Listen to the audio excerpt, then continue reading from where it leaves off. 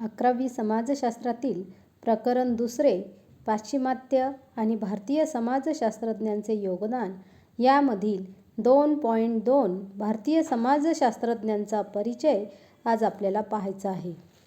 भारतीय समाजशास्त्रज्ञांचा परिचयमध्ये आपल्याला doctor G.S. घुर्ये यांचा परिचय पाहायचा आहे.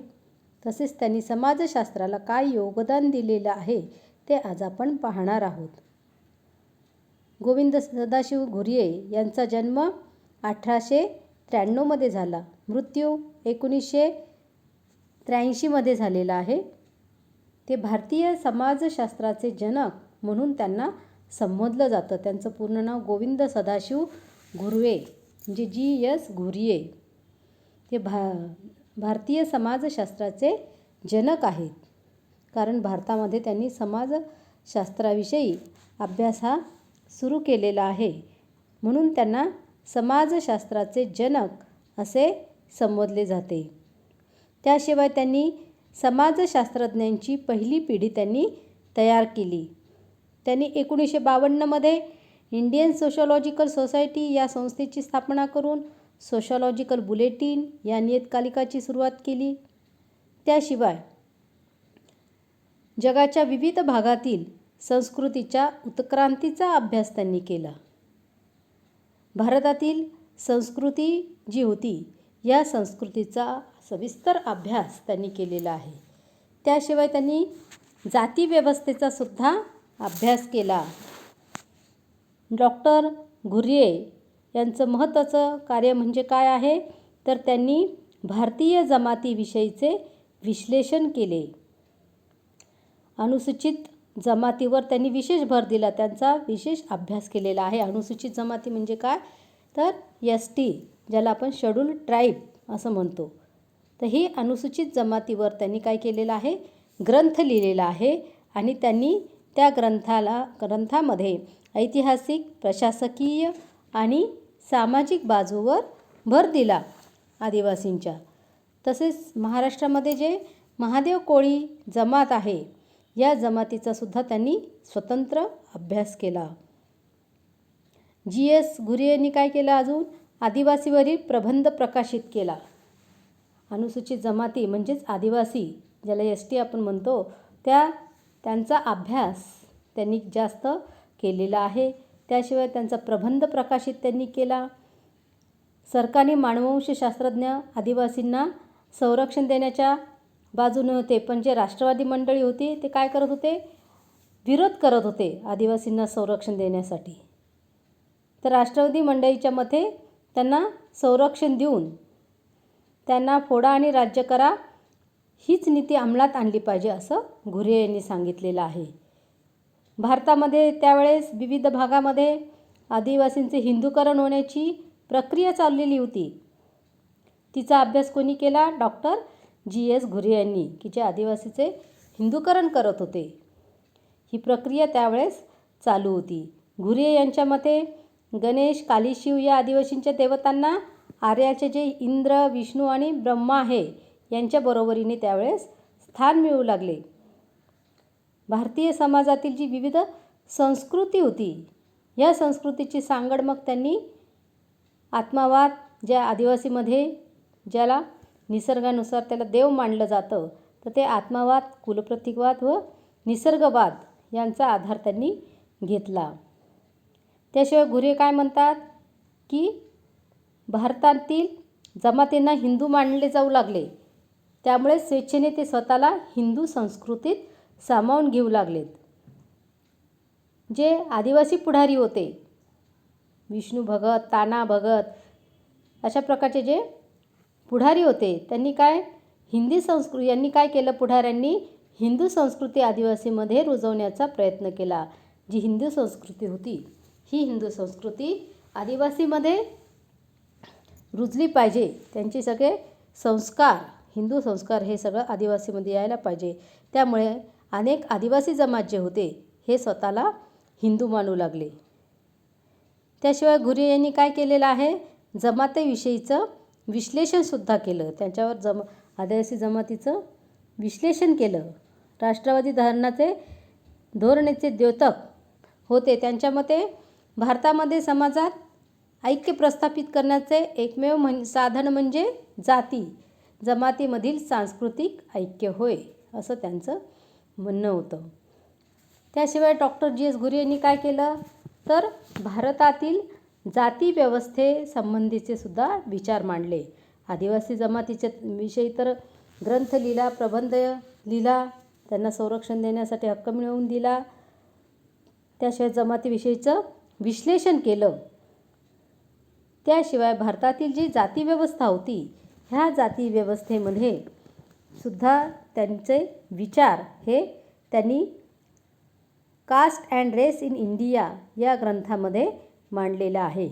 1932मध्ये हा caste and race in India हा ग्रंथ प्रकाशित झालेला आहे. तर जाती व्यवस्था आणि नातेसंबंध यांचा अभ्यास करण्यासाठी त्यांनी या ग्रंथामध्ये ऐतिहासिक, मानववंशशास्त्रीय आणि समाजशास्त्रीय परिप्रेक्ष्यांचा अभ्यास केलेला आहे. घुरे यांनी जाती व्यवस्थेचा ऐतिहासिक, तुलनात्मक आणि एकात्मिक दृष्टिकोनातून अभ्यास केलेला आहे. त्यांनी सांगितलं की आंतरविवाह हे जाती व्यवस्थेचे सर्वात महत्त्वाचे वैशिष्ट्य आहे, कारण जाती अंतर्गतच विवाह करणे हे त्यांच्या मते योग्य आहे. म्हणून त्यांनी आंतरविवाह जाती व्यवस्थामध्ये आंतरविवाह हे महत्त्वाचं आहे, कारण जाती आपण ज्या जातीमध्ये आहोत त्या जातीमध्येच एक तर विवाह करावं लागतं, त्या जातीमध्येच आपल्याला राहावं लागतं. त्या जातीचेच जे मूल्य आहेत, ही मूल्य संस्कृती ही आपल्याला आत्मसात करावी लागत असते. त्याशिवाय जाती व्यवस्था हा भारतीय सामाजिक आणि राजकीय जीवनातील एक ज्वलंत प्रश्न आहे, असं त्यांनी सांगितलेलं आहे. घुरे यांनी जाती व्यवस्थेचा अभ्यास त्यांनी जे भारतामध्ये बदलतं वास्तव आहे त्यानुसार केला गेला पाहिजे, असं घुरे यांनी सांगितलेलं आहे. म्हणजेच जातीविषयक विश्लेषण त्यांनी याच्यामध्ये व्यवस्थितरित्या केलेलं आहे. त्याविषयी ग्रंथ caste and race in India ग्रंथ लिहिला आणि त्यामध्ये अशा प्रकारे हे जाती व्यवस्था आणि नातेसंबंध यांचा अभ्यास केला. त्यानंतर डॉक्टर M.N. श्रीनिवास हे यांचं कोविड-19मुळे हे आपल्या अभ्यासक्रमात वगळण्यात आलेलं आहे. त्याच्यानंतर आपल्याला दुसरं घ्यायचं आहे इरावती कर्वे. डॉक्टर इरावती कर्वे यांचा जन्म 1905मध्ये झाला, मृत्यू 1970मध्ये झाला. म्यानमारमधील म्यांजान येथे त्यांचा जन्म झालेला आहे. जे समाजसुधारक धोंडो केशव कर्वे होते त्यांच्या त्या स्नुषा होत्या. त्यांनी 80पेक्षा अधिक शोधनिबंध प्रकाशित केले इरावती कर्वे यांनी, ते सुद्धा मराठी आणि इंग्रजी भाषेमध्ये. समाजशास्त्र, मानववंशशास्त्र आणि मराठी साहित्यात त्यांचे मोलाचे योगदान आहे. त्याशिवाय त्यांनी कोणतं कार्य केलं तर नातेसंबंधाची संकल्पना मांडली. नातेसंबंधावर त्यांनी जास्त भर दिलं. नातेसंबंधाविषयी कोणता ग्रंथ लिहिला त्यांनी?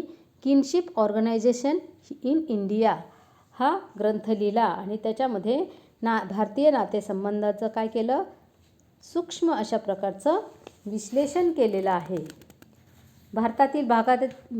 भारतामध्ये अनेक भागातील नातेसंबंधाचे तुलनात्मक चित्रण आणि नातेसंबंधावरील ग्रंथात त्यांनी दिलेलं आहे. त्याशिवाय त्यांनी त्यांचा भाषिक आशय, वर्तन, दृष्टिकोन, वारसा हक्काबाबतचे नियम, विवाह आणि कुटुंबाचे प्रकार याबद्दलचे सुद्धा त्यांचे विश्लेषण आहे.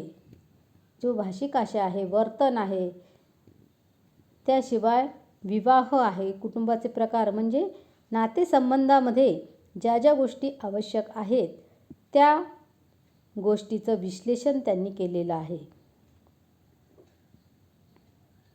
प्राथमिक नातेसंबंध ही एक प्राथमिकता सामाजिक सांस्कृतिक संकल्पना असून परिणामतः ती कौटुंबिक, जाती आणि भाषिक घटकांशी संबंधित आहे.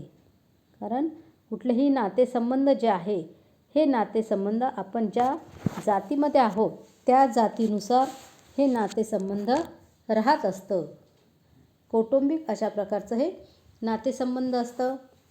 त्याशिवाय जातीय असतं आणि भाषिक घटकाशी संबंध असतात. आपण ज्या ठिकाणी राहत असतो त्या ठिकाणची जी भाषा आहे त्या भाषावर ती अवलंबून असते.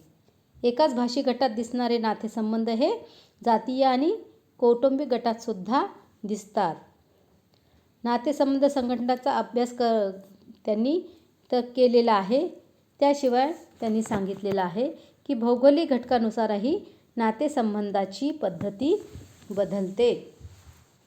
की जे भौगोलिक आहे, आपण ज्या देशामध्ये राहतो, ज्या प्रदेशामध्ये राहतो त्यानुसार त्या ठिकाणचं नातेसंबंध हे अवलंबून असतं. त्याशिवाय तिथली जी भाषा आहे या भाषेवर सुद्धा हे नातेसंबंध अवलंबून असतं. आपण ज्या ठिकाणी राहतो त्या ठिकाणची तीच भाषा बोलत असतो, पण तेच आपला प्रदेश आपण सोडून दुसऱ्या प्रदेशात गेलो तर त्या ठिकाणची भाषा आपल्याला तेवढी येत नाही. मग आपण त्या ठिकाणची जी भाषा आहे ते तुटक का होईना बोलायचा प्रयत्न करत असतो आणि त्यानुसार संबंध प्रस्थापित करत असतो. म्हणून भौगोलिक घटकानुसारही नातेसंबंधाची ही पद्धती बदलत असते, तसेच भाषिक घटकानुसारही बदलते. तर अशा प्रकारे याच्यामध्ये इरावती कर्वे यांनी नातेसंबंध या संकल्पनेवर भर दिलेला आहे. तर यांनी जे डॉक्टर घुर्ये आहेत, घुर्ये यांनी आदिवासी जमात आणि जातीव्यवस्था याविषयीचे विचार मांडलेले आहेत आणि इरावती कर्वे यांनी नातेसंबंधाची संकल्पना, नातेसंबंधावर जास्त भर दिलेला आहे. इथे हा प्रकरण संपलेलं आहे.